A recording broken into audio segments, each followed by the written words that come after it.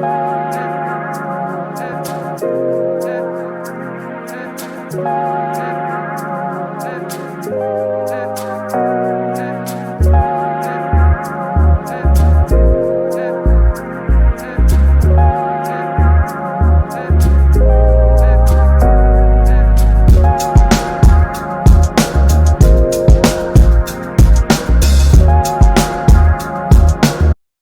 hello and welcome to the Merge Podcast. I'm so excited to have you today as we always seek to talk about merging life together.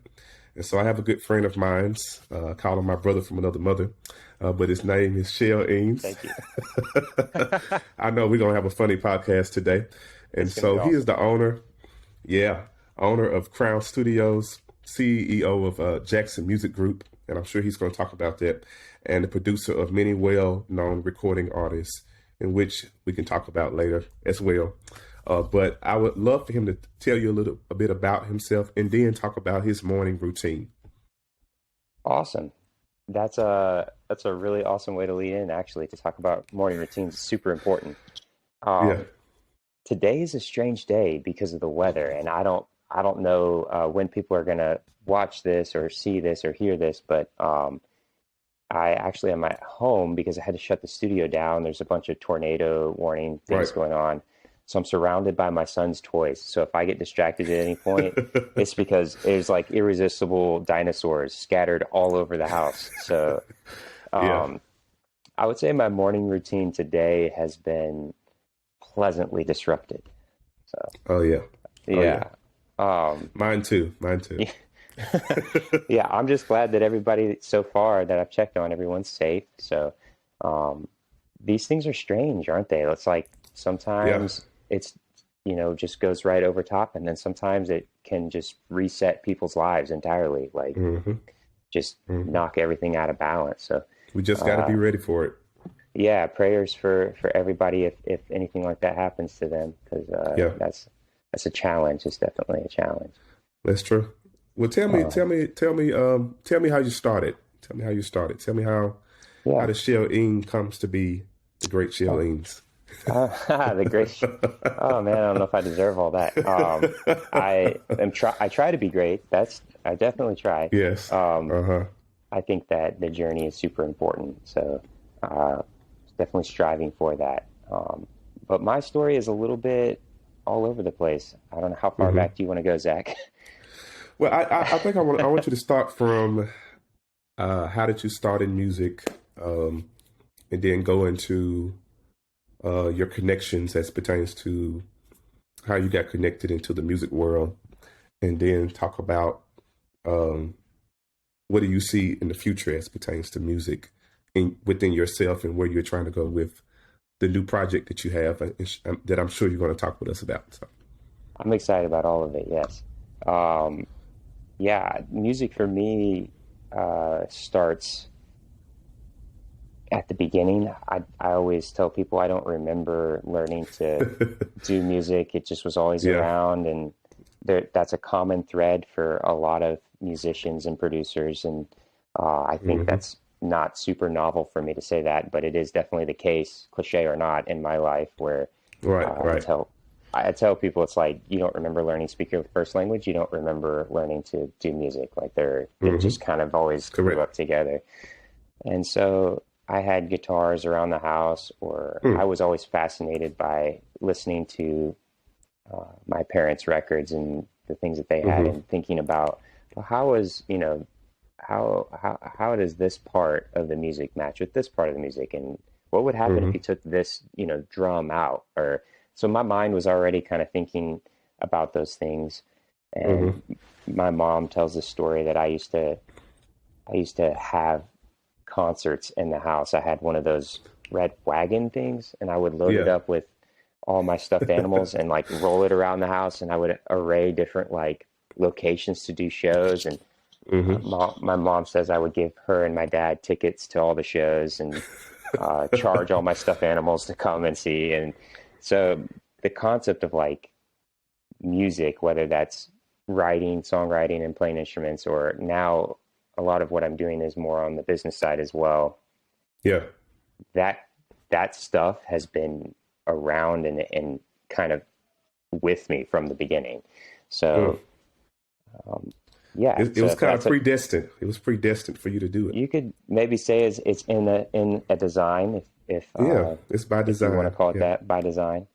I think I fought against that for many years. I think I felt I'm kind of a fighter by nature. So when something came too naturally, I would fight against that by saying, well, I can do whatever I want. I don't have to do this thing. And so for many years, I chased a lot of other careers and a lot of other, I had other businesses and things. And in the back of my mind, maybe always thinking, music was, music was always going to be. So I want to know, you said something about records. And so you said that kind of helped you. I know that tapes and CDs helped me to have a better appreciation for music. My dad was a collector. My dad and my granddaddy are collectors of Malaco records, kind of like tapes and CDs. And so we had like all of the famous gospel singers. My granddaddy had the blues singers. And so that kind of helped my understanding of music per se. But you said records. So what are some of your favorite records? Since we are both record collectors, what are some of your favorite records that you have? Oh, man. Where to even begin? I love so many different records for so many different reasons. At this point, I'm really into this stuff that we're creating. And I actually, I'm not an avid consumer anymore, which I realize that's a thing I'm working on again. But I really get locked in with the records that we're making right now.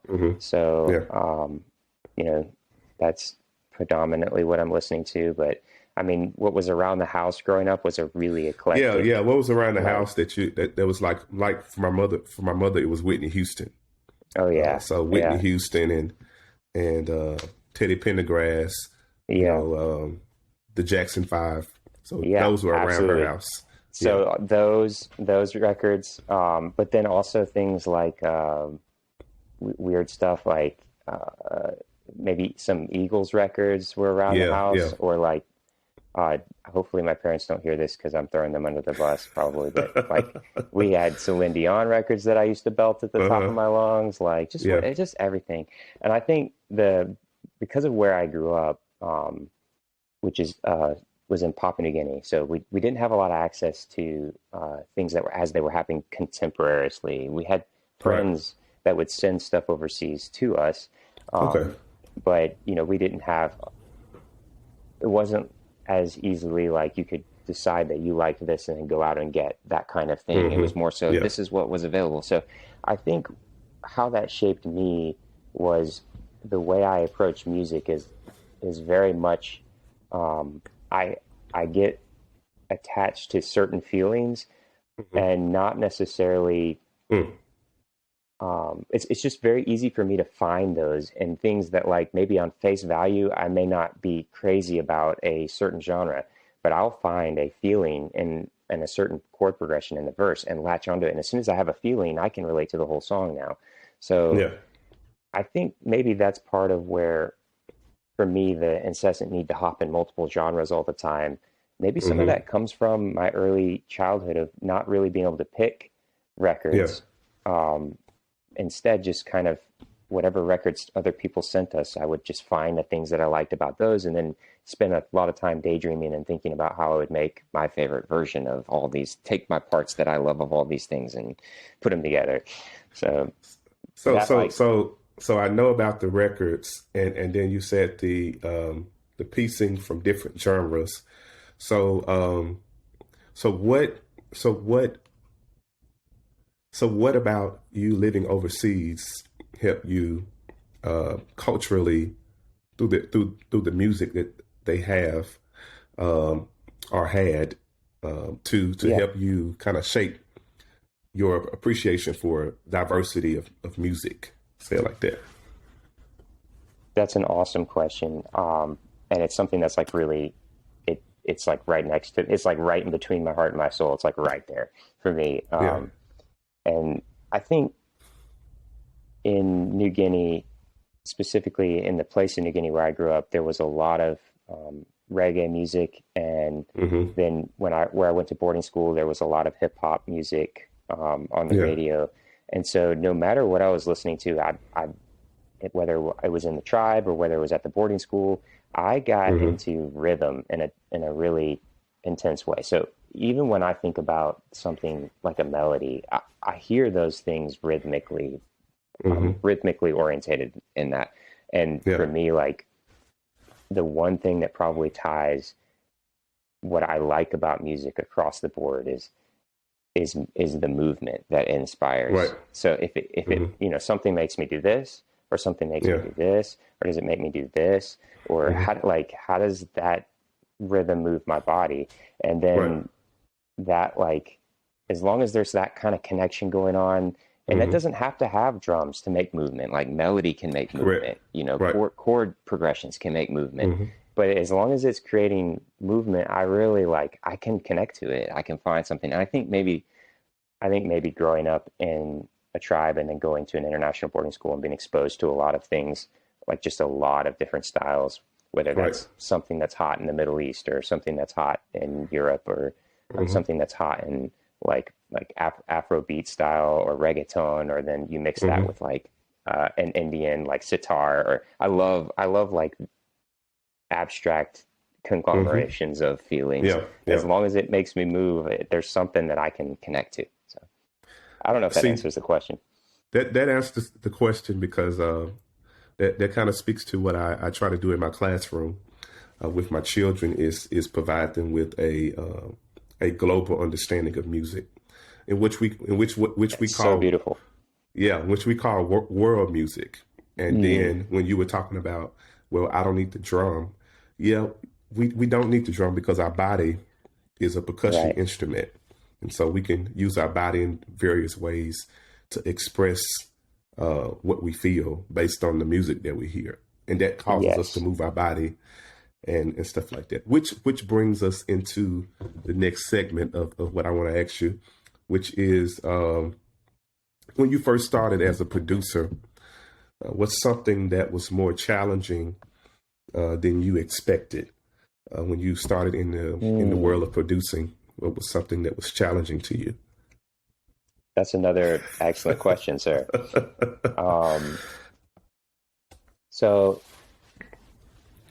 I guess maybe I'll make a distinction between producing as I'm growing up to maybe at a point where it became a professional occupation. So initially, as a kid growing up, the things that used to frustrate me would be knowing what sounds and feelings I wanted to feel and help others get to musically, but not always knowing how to do that. So, you know, I'm not a great singer. So hearing a melody, but being like, I can't, I hear exactly what we need to do here, but I can't show you, or, you know, that kind of thing. Or, you know, playing guitar, you know, maybe I hear a cool riff that I just am not capable of playing that riff. I couldn't get close, but so that used to frustrate me a lot growing up. And then on the professional side, there was a different challenge that came in the early years of that, and which was honestly feeling as a sense of passion, and this is probably part of my personality, but like a really intense passion for the music that I'm working on with somebody, and occasionally feeling maybe like my passion for that project might be overwhelming the project, or coloring the project too far, or just trying to learn to walk that line. Because as a producer, your role is really a servant role. It's really your job is to be a servant of the artist's needs, and it's not your name on the project. You know, when it's Al Schmidt said that. He said, you know, when it's your name that's on the project, well, then it's your turn to, you know, to take a little bit more ownership, or to, you know, take a little more control of it. But if you're helping somebody else and it's their name on the project, you really need to serve the project. You really need to fit in where you can to help get the artist to their vision. That transition was, just took some navigating for sure to learn how to maybe dial my passion or my enthusiasm for something back enough so that it didn't overcolor what the goals of the artist was for each project, because that ultimately is the most important aspect of all of this. And that's really what makes each project cut, is every artist is unique. And so it took me a while to learn, well, the way to make every project cut will be to lean into what makes this artist beautiful and unique in their own right. Right. That's very interesting that, from that perspective, yeah, it's very interesting. And that can be a challenge for producers. And coming into your studio, I can see what you're talking about, and see the passion that you have for helping artists be the best that they can be, and pushing them to the point where they want to give up, but then they just get to that moment, and then they do something that they could not believe that they could do. And we've done that both with each other. So you've done it to me. So I think that's a beautiful way to say it, Zach. I could not ever say it better than that. That was brilliant. Yeah. And so I want to talk about what transformed you personally from when you first started as a producer to now being in the role of management and going into something that I believe is going to bless a lot of people. Because we talked about it a while back, but I believe this is going to bless a lot of people. So tell me a little bit about how it transformed you personally. So JXN Music Group was something that was maybe not specifically in that name. It took me a little bit to get rid of all the crazy names to come back to like the name that made the most sense. Some of the early names, boy.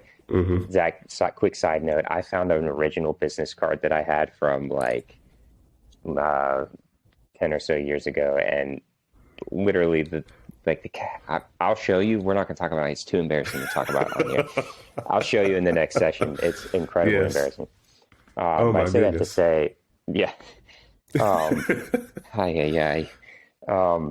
the concept of JXN Music Group was there in the beginning, but the realization that I was not equipped to do that was also there. I am so blessed and privileged to have had the opportunity, as I was building Crown and producing records, to work as a front house engineer for a lot of different artists, ranging many different genres, and some of them, and at the very highest levels of like a career as a touring artist. And so I got to see like how the industry moves and works on that level. And it became quickly abundantly clear to me that, to just jump in for me to just jump in and say, my name is Shell Enns and I own a label, and that would be doing a disservice to the artist that I was trying to help, because I genuinely couldn't provide those things. I hadn't worked in the industry long enough. I didn't have the connections to help from a booking standpoint. I couldn't get anyone on radio when I started. I could, all those things. It was like, I could call myself a label, but I'm really actually hurting the artist. But the one thing I know I can do really well is I can help them make records. So that's so I started there as I continued building all of the connections. And Malcolm Gladwell says in his book, it takes about 10,000 hours, I think, to become a master of something. And so I think he's roughly right. Like, I think if you really want to be great at something, you have to commit yourself to, 5, 6, 7, 8 years of really intense focus and work if you really want to be great at it. So JXN Music Group kind of stayed in the back burner, and honestly, I became content and was waiting on maybe a higher power to be like, now is time.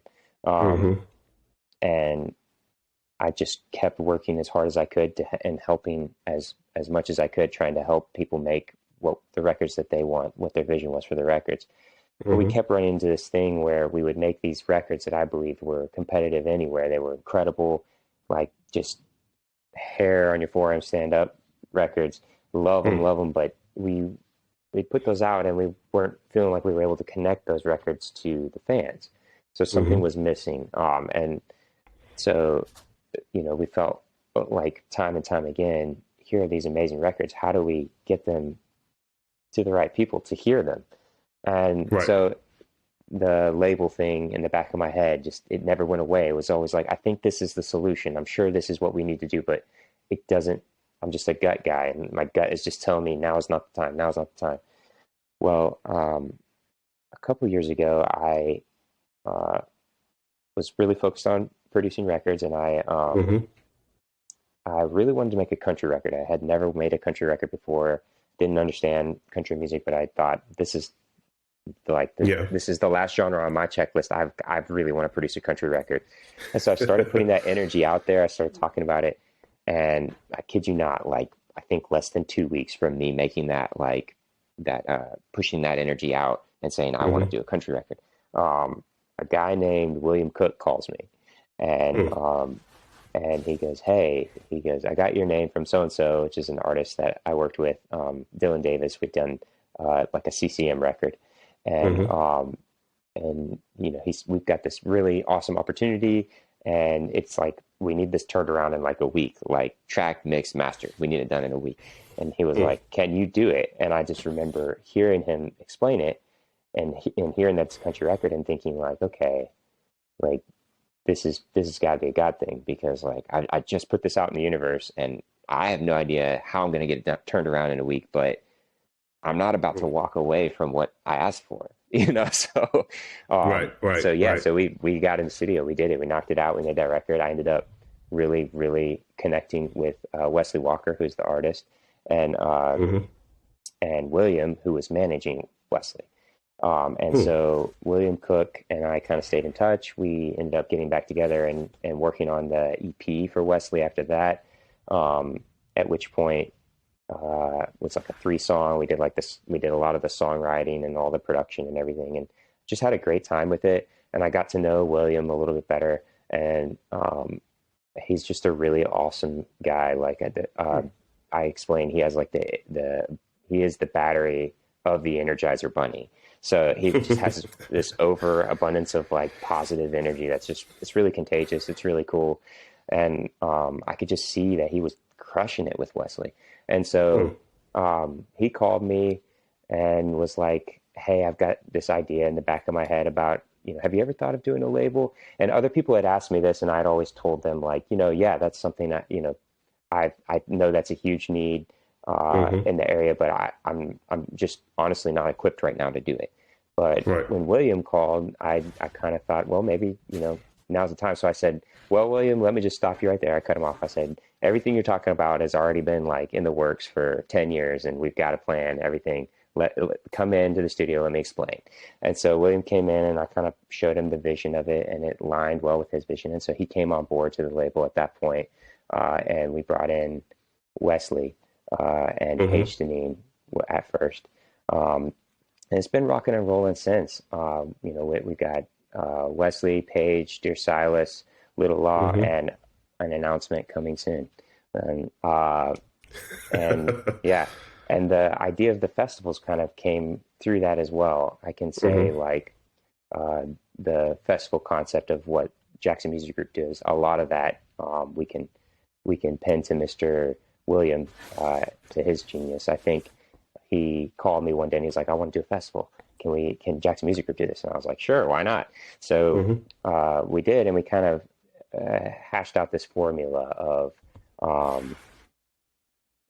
taking a headliner and then booking a show with a headliner, and then like building up our artist to a point where they can open up for that headliner. And then it's really the power's in the artist's hands now. You know, there's 3,000-4,000 people. Can you convert to fans? Like here's an opportunity basically, and then it's on the artist to kind of step up, and it's the power's back in their hand.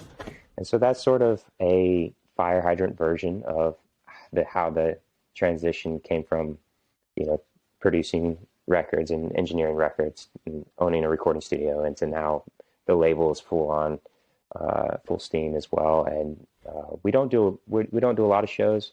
This year we're just doing the one. Last year we did one called Heyday Fest. But Jackson Fest is an annual event that we plan to do each year. We think it's going to be really great for our community, and we think the benefits are going to go way beyond what, any one label. Hopefully many labels will be a part, and many other studios will reap benefits. Many artists will be able to launch careers, hopefully book many other tours off of, these opportunities. So we really believe this is going to be a big deal for our community. Yes. And I believe it's going to be too. And it's well needed. It's well needed. Agreed. And some artists that you're bringing in are some of the artists that I listen to. So it's I'm awesome. Very excited to be a part of that. Well, I want to talk about another portion of what you we talked about the Jackson Music Festival, and it just brought back to memory of your story of how Questlove went back to get Summer Soul, the documentary, and how they kind of took the documentary and brought it to life. It could not get any type of production or anything on TV or nothing like that, and Black artists were kind of trying to make a name for themselves, and kind of like the same situation. Artists are trying to make a name for themselves, and they don't have the platform or whatever to do it. Right. And so the guy goes out and begin to get these artists and tell them, okay, we need you all to come here on this day. We need you to come here on this day. We need you to come here on this day. And over these 3 or 4 days, they created this documentary or this production thing that they wanted to sell to a TV channel. Well, nobody would buy it. And so you said it took you a while to put it together and establish it.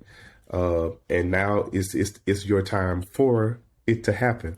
And so I'm just so excited to see what's going to happen, and to see some great artists that's going to perform, and to see a lot of people out there enjoying some good music, because I believe Jackson needs some life put back into it.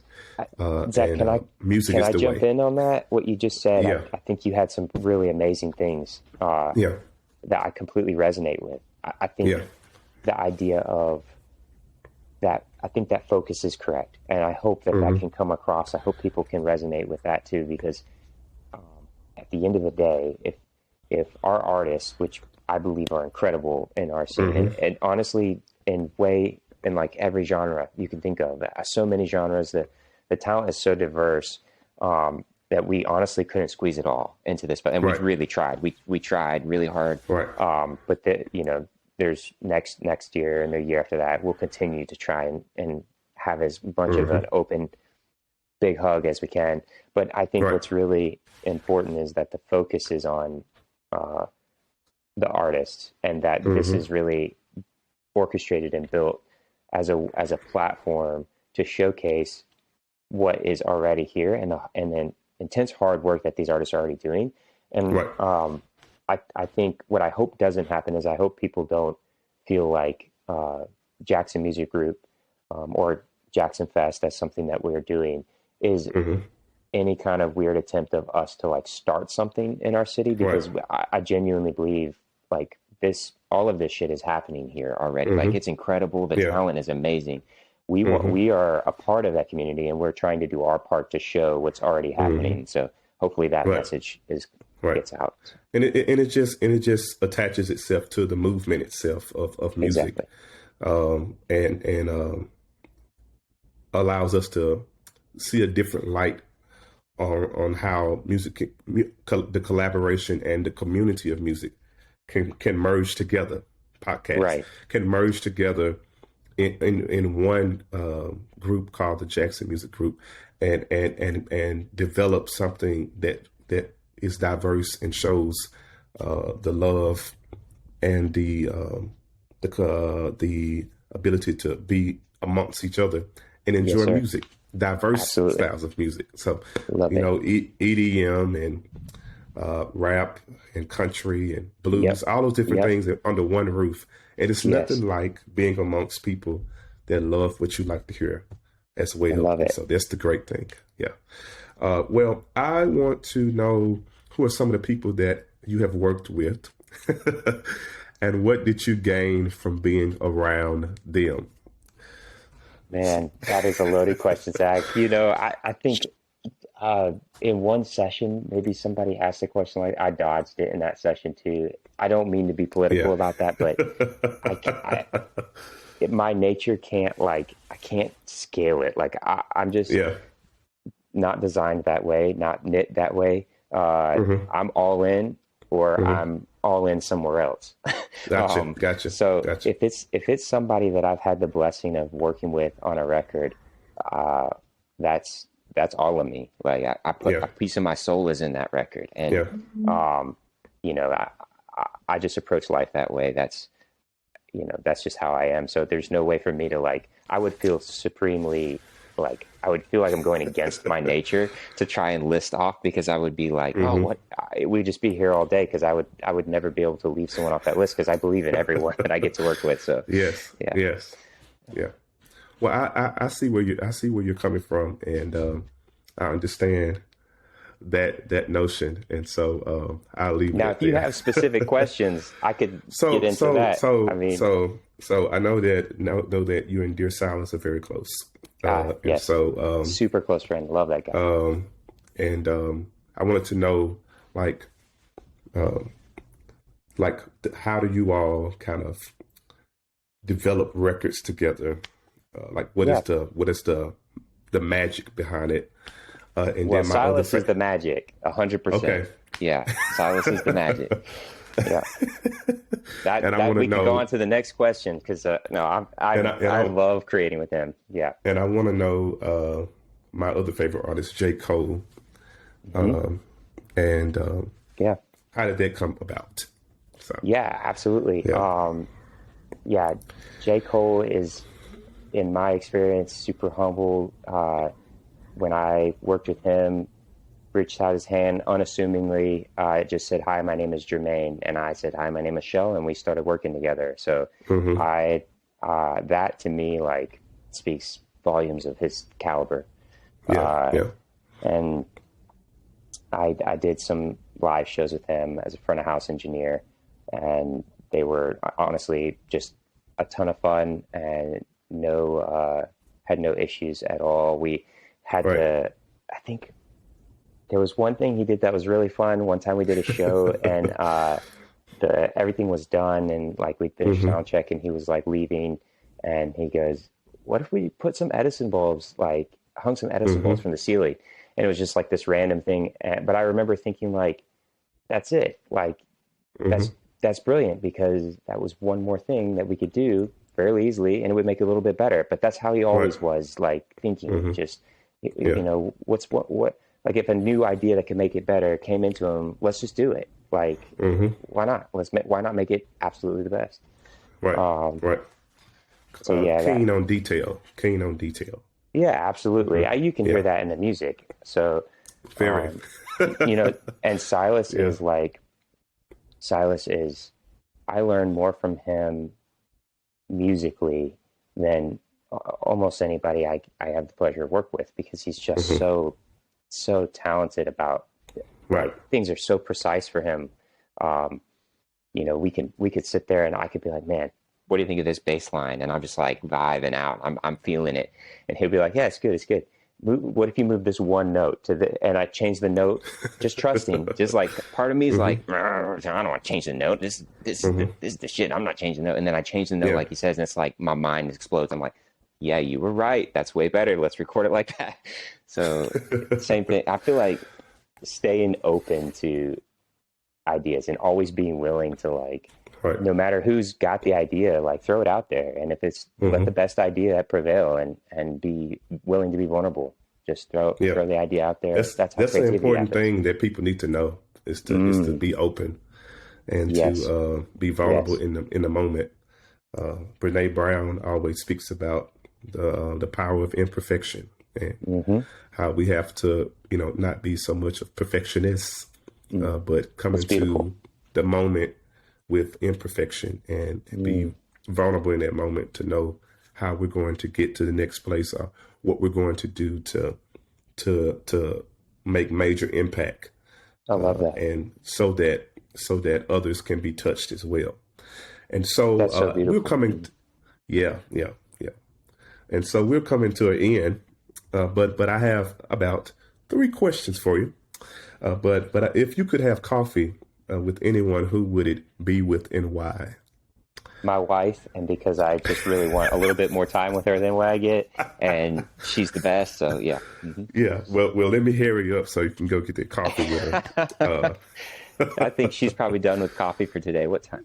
Yeah, she's done for the day. So hopefully tomorrow I'll get some more time for coffee. Yes, that's the perfect thing. I can't wait to do that. Yeah. Cheers. So,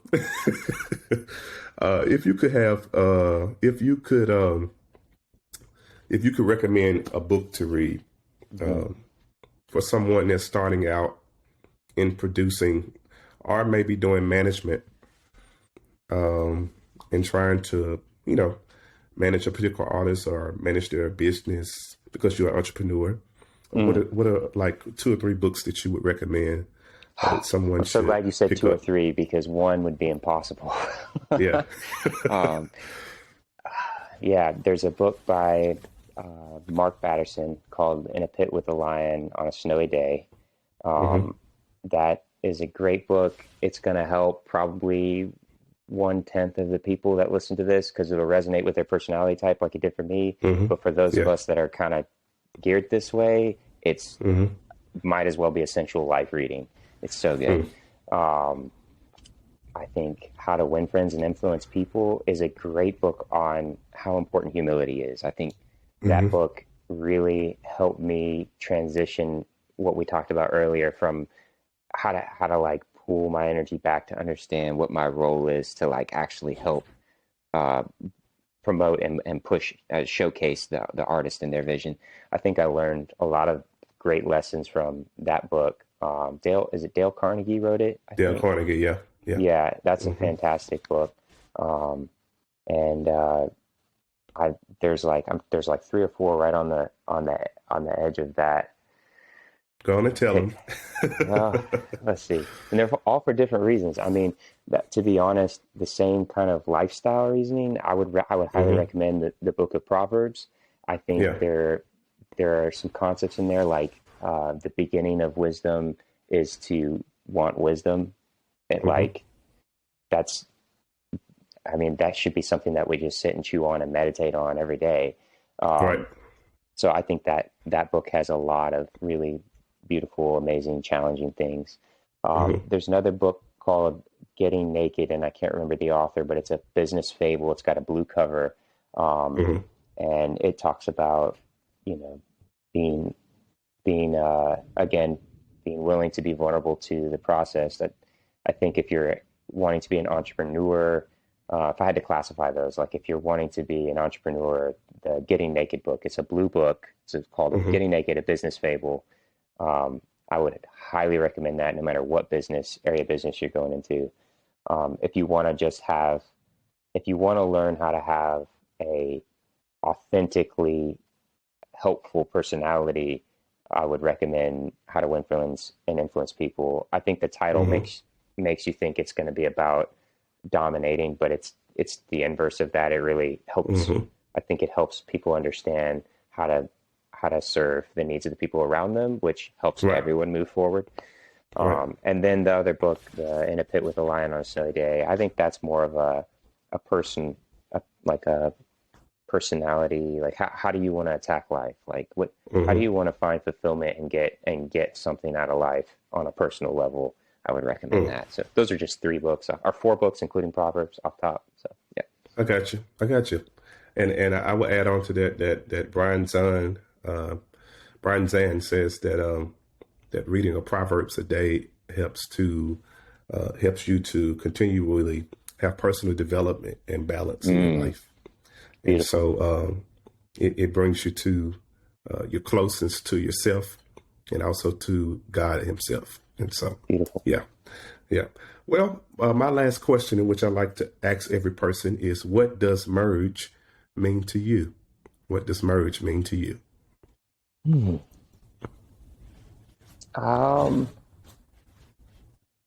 Growth. Yeah. Why is that? I think that in every instance, if you walk in like this, the best case scenario that could happen out of this is you defeat something. Mm-hmm. But if you walk in like this, no matter what, both parties are going to move forward in a great direction. So I think merge means growth for me. Okay. That's wonderful. That's wonderful. Well, Merge podcasters, my wonderful people, I'm so happy to be able to share with you my good friend, Celo Enns, and I hope that you will follow his social media at Celo Enns and also at JXN Music Group, and buy your ticket. Be a part of the experience. And if you got to fly in, you can get you a hotel downtown. We'll make sure that you're taken care of. That's right. And so we'll see you there. And I'm so happy to be able to share with you today. Talk to you later. Peace. Thanks, Zach. All